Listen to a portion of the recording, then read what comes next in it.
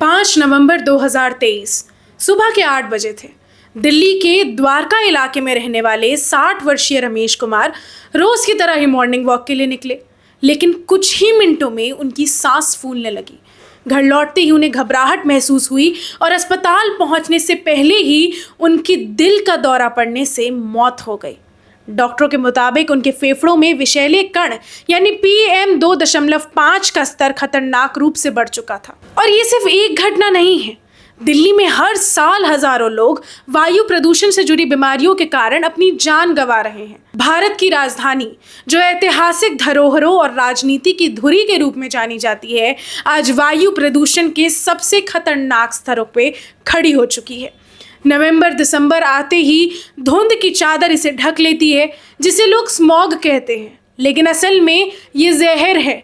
ये वो जहर है जो हर सांस के साथ शरीर में जा रहा है। क्या वाकई दिल्ली में जीना एक धीमी मौत जैसा हो गया है? इस रिपोर्ट में हम दिल्ली के बढ़ते प्रदूषण के पीछे चौंकाने वाले आंकड़े, इसके कारण, सरकार की नीतियां और इससे निपटने के उपाय चर्चा करेंगे। सबसे पहले बात करते हैं कि आखिर दिल्ली की हवा कितनी जहरीली है। दिल्ली की वायु गुणवत्ता सूचकांक यानी AQI सर्दियों के महीने में अक्सर गंभीर श्रेणी में पहुंच जाता है। उदाहरण के लिए नवंबर 2024 में दिल्ली का औसत AQI 350 के पार था, जो स्वास्थ्य के लिए बेहद हानिकारक है। दिल्ली में PM 2.5 का स्तर 300 से अधिक बना हुआ है, जबकि विश्व स्वास्थ्य संगठन यानी WHO के अनुसार सुरक्षित स्तर 25 माइक्रोग्राम प्रति घन मीटर से कम होना चाहिए। प्रदूषित हवा के कारण बच्चों में सांस लेने की तकलीफ, खांसी और सीने के जकड़न जैसी समस्याएं तेजी से बढ़ रही है। लेकिन आखिर दिल्ली में इतना धुआं क्यों है? दिल्ली की हवा जहरीली होने के पीछे कई बड़े कारण हैं। प्रदूषण केवल एक दिन में नहीं बढ़ता, बल्कि वर्षों से चली आ रही समस्याएं, खराब नीतियां और तेजी से बढ़ते शहरीकरण का नतीजा है। आइए इन कारणों को विस्तार से समझते हैं। सबसे पहला है वाहन प्रदूषण, जो दिल्ली की सड़कें धुएं से भर रहा है। वाहन प्रदूषण 40% तक दिल्ली को प्रदूषित करने के लिए जिम्मेदार है। दिल्ली की सड़कों पर 1.3 करोड़ से अधिक वाहन हैं, जो भारत के किसी भी अन्य शहर से सबसे ज़्यादा अधिक है। डीजल और पेट्रोल गाड़ियां दिल्ली की हवा में जहरीली गैसों का सबसे बड़ा स्रोत है। कार्बन मोनोऑक्साइड, नाइट्रोजन डाइऑक्साइड और पार्टिकुलेट मैटर यानी PM 2.5 सीधे फेफड़ों को नुकसान पहुंचाते हैं। ट्रैफिक जाम में गाड़ियां ज़्यादा ईंधन जलाती है, जिससे वायु प्रदूषण और बढ़ता है। और दिल्ली में कितना ट्रैफिक जाम लगता है, ये तो आप अच्छे से जानते हैं। दिल्ली में गाड़ियों से होने वाला प्रदूषण 40% तक है, जबकि मुंबई में 30% और कोलकाता में 20% है। CNG और इलेक्ट्रिक वाहन की संख्या बढ़ाने की कोशिश हो रही है, लेकिन अभी भी पेट्रोल डीजल गाड़ियां हावी है। अगर दूसरी वजह की बात करें तो यह आपने इलेक्शन के टाइम भी बहुत सुना होगा, जो है पराली जलाना। पराली जलाने से दिल्ली का AQI 500 पार, यानी हर साल अक्टूबर नवंबर में पंजाब, हरियाणा और पश्चिमी उत्तर प्रदेश के किसान धान की पराली जो जलाते हैं, उससे दिल्ली का AQI बहुत ज़्यादा खराब हो जाता है। 2023 में अकेले पंजाब में 180 लाख टन पराली जलाई गई, जिससे पूरे उत्तर भारत में स्मॉग फैल गया। नासा के सैटेलाइट डेटा के अनुसार दिल्ली की हवा में पराली जलाने से होने वाला PM 2.5 स्तर 45% तक बढ़ जाता है। हवा की गति धीमी होने से ये धुआं दिल्ली में कई दिनों तक अटका रहता है। दिल्ली सरकार ने बायो डिकम्पोज तकनीकी को बढ़ावा देने की कोशिश की है, लेकिन ये पर्याप्त नहीं है। पंजाब सरकार को किसानों को पराली जलाने के विकल्प देने की ज़रूरत है। दिल्ली NCR में 7,749 उद्योग हैं, जिनमें से 633 रेड कैटेगरी में आते हैं। दिल्ली के आसपास के औद्योगिक क्षेत्र जैसे गाजियाबाद, फरीदाबाद, नोएडा, सोनीपत से निकलने वाला धुआं राजधानी की हवा को खराब करता है। बिजली संयंत्र यानी thermal power plant sulphur dioxide और नाइट्रोजन ऑक्साइड छोड़ते हैं। इन औद्योगिक इकाइयों में कार्बन आधारित ईंधन यानी कोयला, डीजल, बायोमास जलाया जाता है।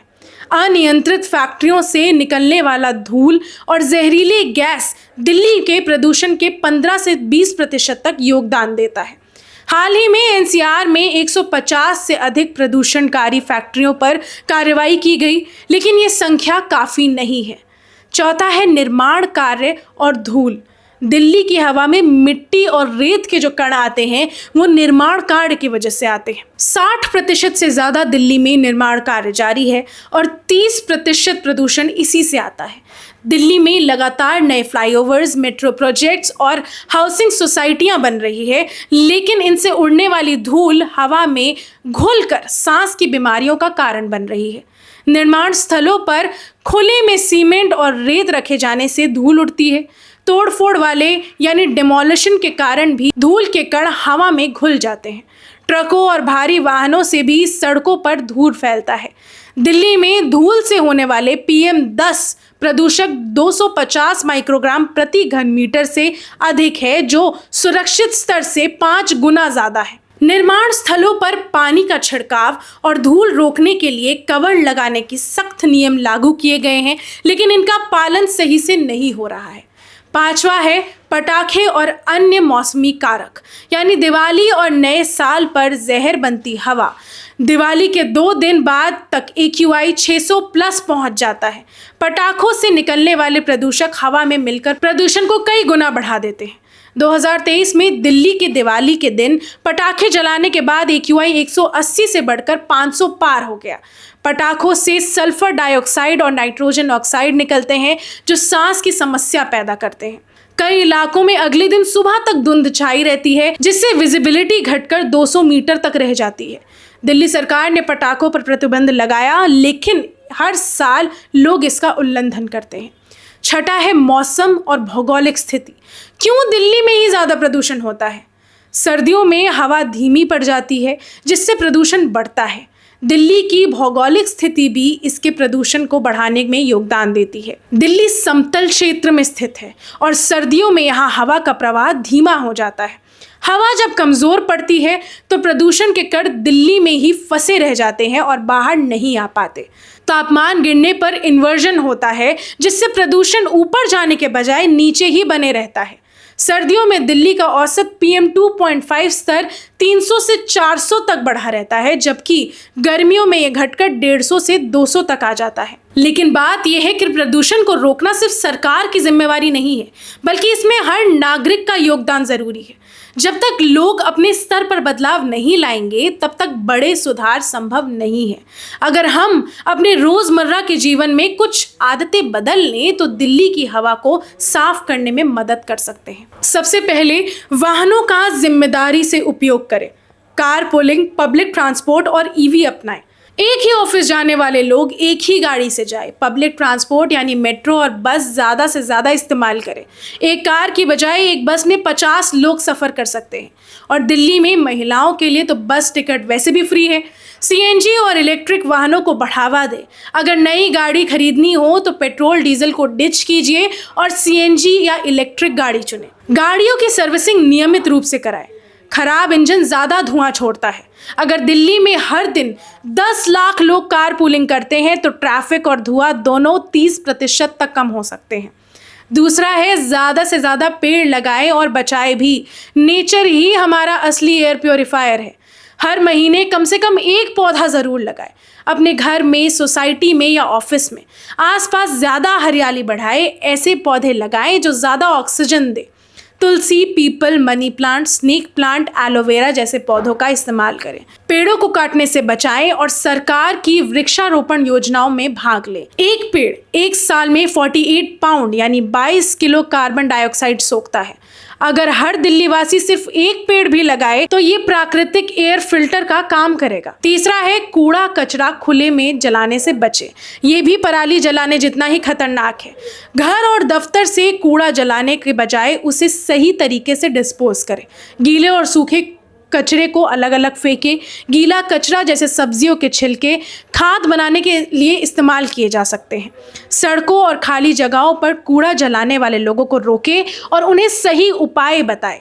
अगर कोई खुले में कूड़ा जला रहा है तो दिल्ली प्रदूषण नियंत्रण समिति यानी DPCC में शिकायत भी दर्ज कर सकते हैं।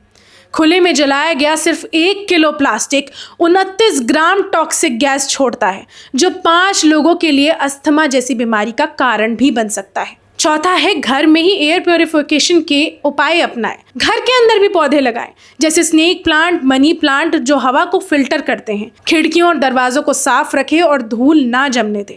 घर में अगरबत्ती, धूप बत्ती, मोमबत्ती का कम उपयोग करें, क्योंकि इससे भी हानिकारक धुआं निकलता है। अगर हर घर में 4 एयर प्योरीफायर पौधे हों तो कमरे की हवा 50% तक साफ हो सकती है। प्रदूषण को रोकने के लिए हमें सरकारों के नियमों का इंतजार करने की जरूरत नहीं है।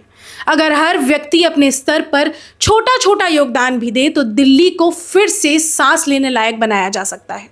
बदलाव हमारे हाथ में है।